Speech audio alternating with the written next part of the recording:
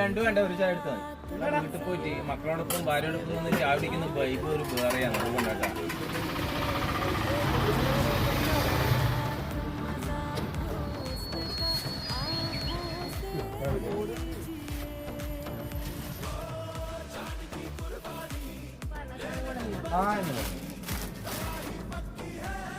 ഈ ചായ എടുത്തേക്കാ കുളിച്ചിട്ട് എടുത്തേ.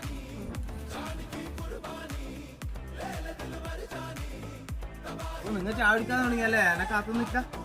നിങ്ങൾ ചായ കുടിച്ചിട്ടായിരിക്കില്ല വന്നിട്ടുണ്ടാവുക. ഞാൻ ചായ കുടിച്ചിട്ട് ഞാൻ വന്നു.